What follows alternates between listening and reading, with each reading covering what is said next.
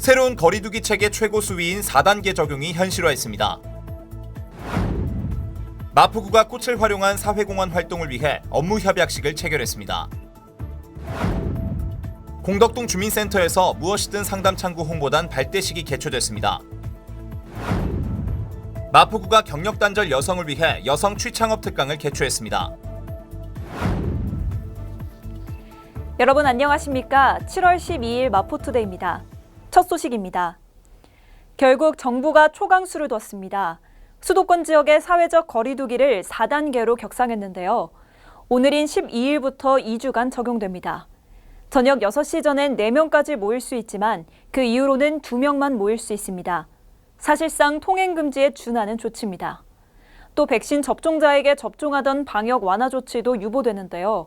김부겸 국무총리는 더 이상 물러설 곳이 없다는 각오로 임하겠다고 말하며 시민들의 적극적인 참여를 당부했습니다. 정부가 수도권 지역의 사회적 거리두기를 4단계로 격상했습니다. 기간은 7월 12일부터 2주간인 25일까지입니다. 저녁 6시 전엔 4명까지 모일 수 있지만 6시 이후부터는 2명만 모일 수 있습니다. 직계가족도 예외 없이 해당됩니다. 식당과 카페, 학원 등 다중이용 시설은 밤 10시까지만 영업할 수 있습니다. 클럽과 나이트, 헌팅포차 등 유흥시설은 아예 영업이 중단됩니다. 결혼식과 장례식은 친족만 허용되며 49명까지만 모일 수 있습니다. 1인 시위 이외의 집회와 행사도 전면 금지됩니다. 모든 스포츠 경기는 무관중으로 치러지며 종교 활동은 비대면으로만 가능합니다. 학교 수업 역시 모두 원격 수업으로 전환됩니다. 마포구가 지난 7일 국산 꽃을 활용한 나눔 활동을 통해 사회 취약계층에 활기를 불어넣는 꽃 나눔 프로젝트 관련 업무 협약을 체결했습니다. 한국농수산식품유통공사와 사단법인 한국화훼단체협의회와 함께하는 건데요.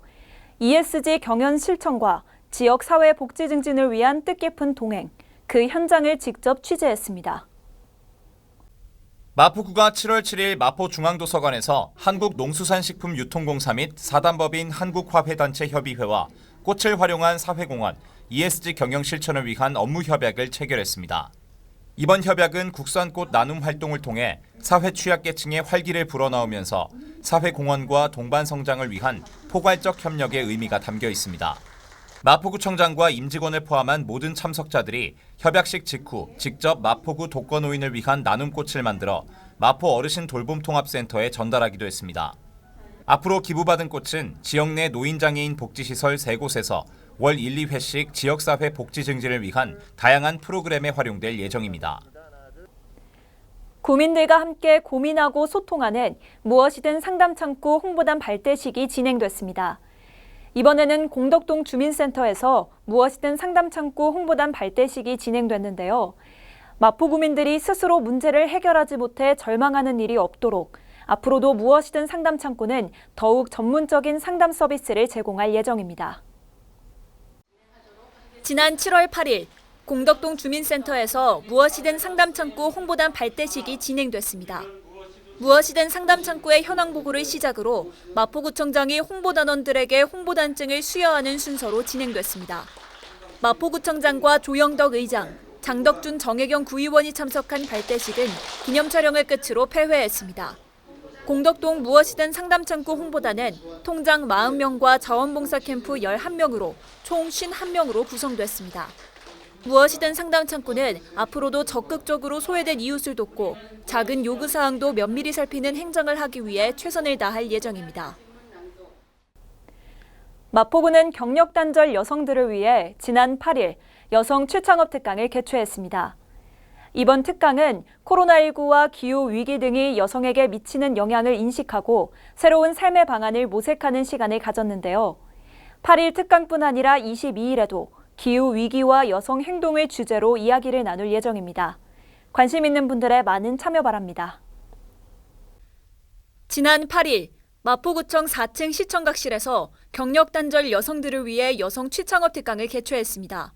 이번 특강은 기후위기와 여성의 일이라는 주제로 코로나19 이후 변화된 고용환경과 기후위기가 여성의 일에 미치는 영향을 논의했습니다.